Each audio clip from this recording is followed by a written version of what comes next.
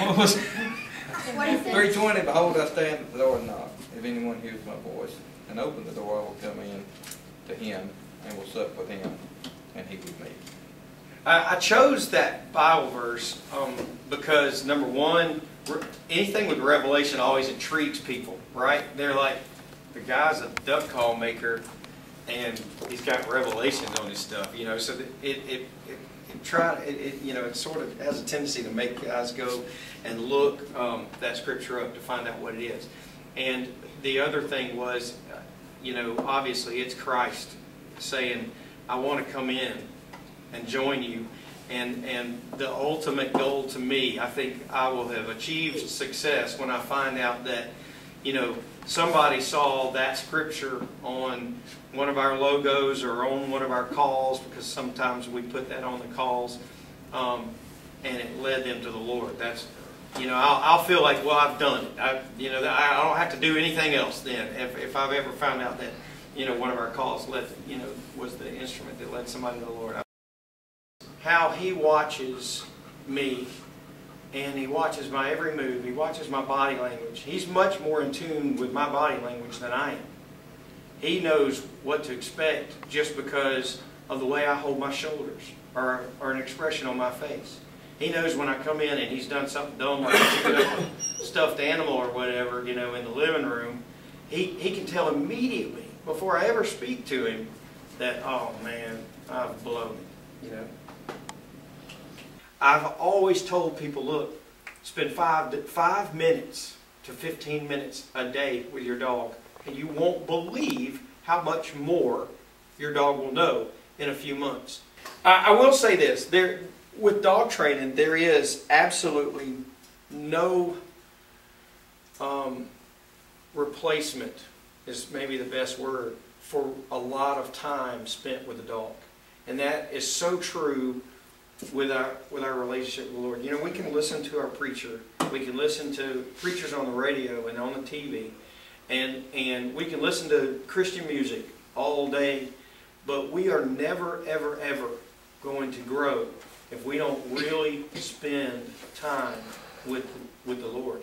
Amen. And I don't know if it's tough for you guys, but as a man, and most of the men that I hunt with and hang out with and struggle with the exact same thing, is carving out some time to really spend reading and just praying. And the exact same thing goes with our Christian walk. God just wants 5 to 15 minutes. 5 to 15 minutes. And if we can't carve that out, what does it really mean to us? We should all be really excited about what He calls us to do. And I think sometimes we lack that excitement, you know. Winston gets excited about his job.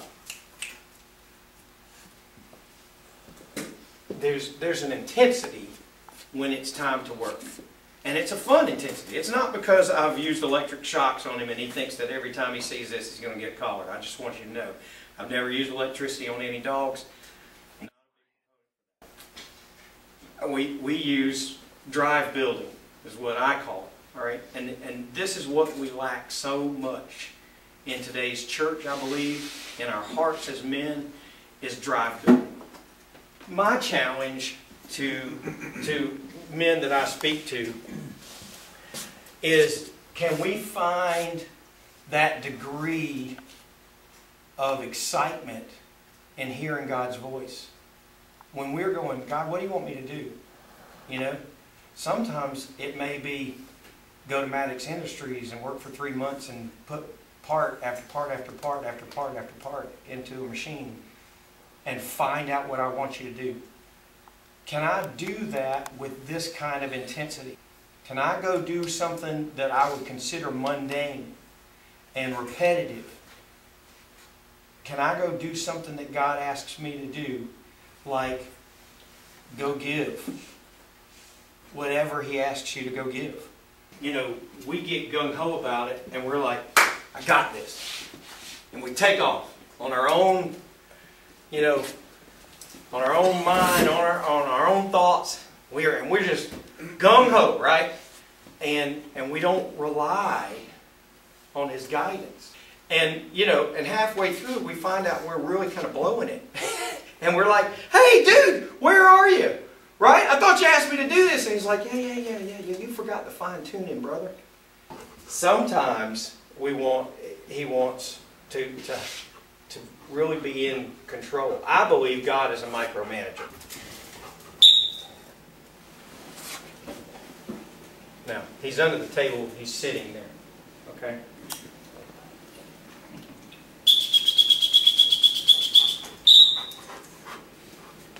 Now, Winston is truly relying on me at this point because he doesn't know where the dummy is. All right? Oh, he knows.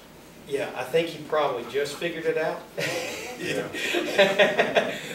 Winston. Let's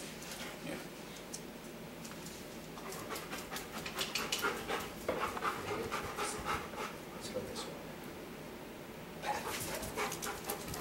Hunt right there. Hunt right there. Hunt right there. Hunt right there. There we go. There we go. Good boy. Get here. If we're going to be intensely in tune with the voice of God, we got to be willing to sit when He says sit.